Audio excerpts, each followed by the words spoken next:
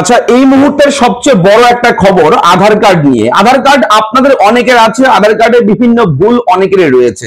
তো সেই সমস্ত ভুল নিয়ে আজকের বিশেষ আপডেট রয়েছে, এবং যাদের আধার কার্ড নেই তারাও নতুন করে আধার কার্ড বানাতে পারবেন খুব সহজে, তারও আপডেট রয়েছে ভিডিওতে।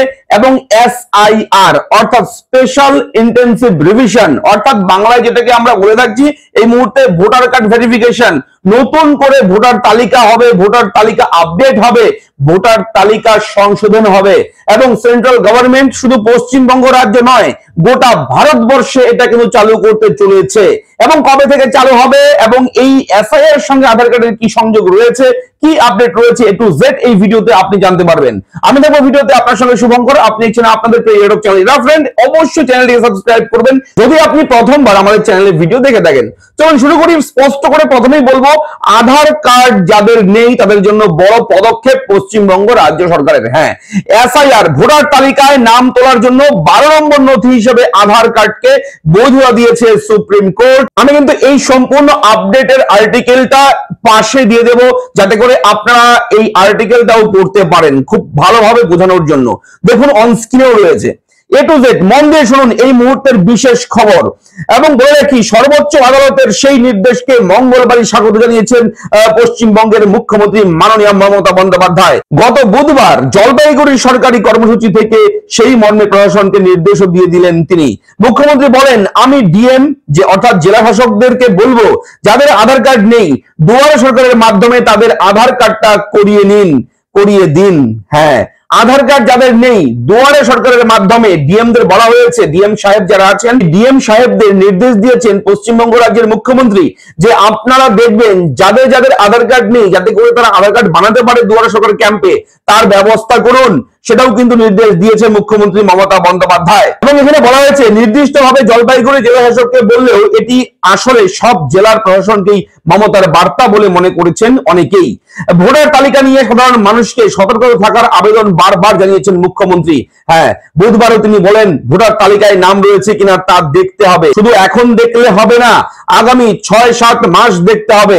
ভোটার তালিকায় নাম না থাকলে ওরা বলবে NRC করিয়ে দাও।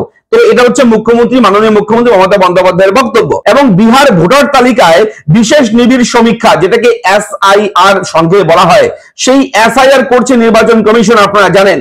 সেই প্রক্রিয়াকে রাজনৈতিক অভিসন্ধিমূলক বলে একগুচ্ছ মামলা দায়ের হয়েছে সুপ্রিম কোর্টে। এবং দলগত ভাবে তৃণমূল মামলার অন্যতম পক্ষ, ব্যক্তিগতভাবে মামলা করেছিলেন কৃষ্ণনগরের তৃণমূল সাংসদ মহুয়া মৈত্র। প্রায় প্রতিটি বিরোধী দল আধার কার্ডকে বৈধ নথি হিসেবে গ্রহণ করার আর্জি জানিয়েছিলেন, তাতে সিলমোহর দিয়েছে সর্বোচ্চ আদালত। সোমবার সেই নির্দেশ পাওয়ার পর মঙ্গলবার জাতীয় নির্বাচন কমিশন বিহারের মুখ্য নির্বাচন আধিকারিককে সেই মর্মে বিজ্ঞপ্তি পাঠিয়ে দিয়েছে। এবং বুধবার মমতা বন্দ্যোপাধ্যায় রাজ্য প্রশাসনকে বার্তা দিয়েছেন যাদের আধার কার্ড নেই তাদের নতুন আধার কার্ড করিয়ে দেওয়ার জন্য পদক্ষেপ করতে। এবার বিশেষ ব্যাপারটা হচ্ছে যে আধার কার্ড আপনারা জানেন যে আধার কার্ড নিয়ে একটা ঝামেলা চলছে, আধার কার্ড আর ভোটার ভেরিফিকেশন নিয়ে। কেউ বলছে, কোন সরকার বলছে যে আধার কার্ডটাকে জাতীয়ত নাগরিকত্বের প্রমাণ হিসেবে দেখানো হোক, আবার ইলেকশন কমিশন বলছে না, এই আধার কার্ডটাকে শুধুমাত্র পরিচয়ের প্রমাণ হিসেবে গণ্য করবে তারা। তো এটাই একটা ঝামেলা ছিল। অবশ্যই কিন্তু আপনারা জানেন বিহারে কিন্তু এখন আধার কার্ড জমা নিচ্ছে। বিহারে যাদের ভোটার তালিকায় নাম ওঠেনি তাদের কিন্তু আধার কার্ড নেওয়ার কাজ শুরু করে দিয়েছে। এবং আধার কার্ডটা অতি গুরুত্বপূর্ণ নথি। দেখুন, প্রথম থেকে যখন থেকে আধার কার্ড শুরু হয়েছে তখন থেকে ইম্পর্টেন্ট ডকুমেন্ট। আধারের সঙ্গে আপনার রেশন কার্ড লিঙ্ক, আধারের সঙ্গে প্যান কার্ড লিঙ্ক, আধারের সঙ্গে মোবাইল নাম্বার লিঙ্ক, আধারের সঙ্গে ব্যাংকের লিঙ্ক, আধারের সঙ্গে যাবতীয় যা যা আছে আপনার সবকিছুর লিঙ্ক। এক কথায় আধার কার্ডটা গুরুত্বপূর্ণ নথি হিসেবে ছিল, তবে এখনো আছে। কিন্তু এই আধার কার্ডটাকে বলা হচ্ছে আপনার পরিচয়পত্র, নট সিটিজেন প্রুফ, অর্থাৎ আপনার নাগরিকত্বের প্রমাণ কিন্তু আধার কার্ড করতে পারবে না। আধার কার্ড শুধুমাত্র আপনি কে, আপনার পরিচয়, আপনার আইডেন্টিটি, সেটাই হচ্ছে আধার কার্ড, সেটাই প্রমাণ। তো এই হচ্ছে আপডেট। অবশ্যই এর পরে যে বিষয়টা বলবো আপনাদেরকে যে SIR কবে হবে। দেখুন, সামনেই দুর্গাপুজোর আগে কোনোভাবেই কিন্তু ইলেকশন কমিশন করছে না এই ভোটার কার্ড ভেরিফিকেশন পশ্চিমবঙ্গ রাজ্যে। এই দুর্গাপূজার পরে রয়েছে আপনাদের ভাই ফোঁটা, লক্ষ্মী পুজো, তারপর হচ্ছে আরো কালী পুজো, এই সমস্ত পুজো রয়েছে, বিভিন্ন ফেস্টিভ্যাল রয়েছে। তো সেই সমস্ত ফেস্টিভ্যাল পরে অর্থাৎ ভাইফোঁটার পরে একেবারে সেটা কিন্তু চিন্তা ভাবনা রয়েছে ইলেকশন কমিশন অফ ইন্ডিয়া। এবং কোন মাসে হতে পারে এই ভোটার কার্ড ভেরিফিকেশন, তারও একটা আপডেট রয়েছে আমাদের কাছে। হ্যাঁ, অক্টোবর, আগামী অক্টোবর মাসে হওয়ার একটা প্রবল সম্ভাবনা রয়েছে এই মুহূর্তে, যেটা বোঝা যাচ্ছে, শোনা যাচ্ছে ইলেকশন কমিশনের পক্ষ থেকে সূত্র মারফত, যে অক্টোবর মাসে শুধু পশ্চিমবঙ্গ রাজ্য নয়, অক্টোবর মাসে গোটা ভারতবর্ষ জুড়ে, বিহারে হয়েছে, এবার গোটা দেশের প্রতিটি রাজ্যে কিন্তু এই অক্টোবর মাসে কিন্তু হতে পারে ভোটার কার্ড ভেরিফিকেশন, এসআইআর।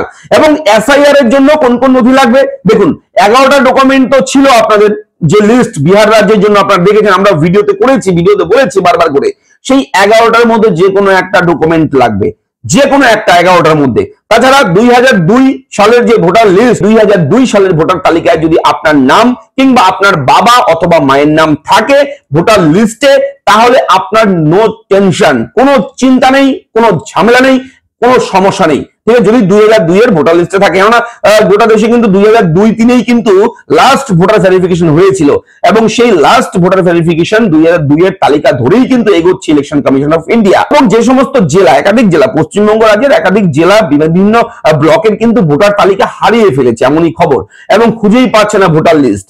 যে সমস্ত জেলার ভোটার লিস্ট, যে সমস্ত এলাকার ভোটার লিস্ট পাবলিশ করতে পারেনি এখন ইলেকশন কমিশন, তাদেরকে বলা হচ্ছে সেই সমস্ত জায়গার যে ব্যক্তিরা রয়েছে, ভোটার রয়েছে, তাদের কিন্তু 2003 এর লিস্ট ধরা হয়েছে। অর্থাৎ 2003-এ যদি আপনার নাম থাকে লিস্টে, তাহলে আপনাদের সমস্যা হবে না, জাস্ট সেই পাতাটাকে আপনার জেরক্স করে জমা দেবেন, তাহলে হয়ে যাবে।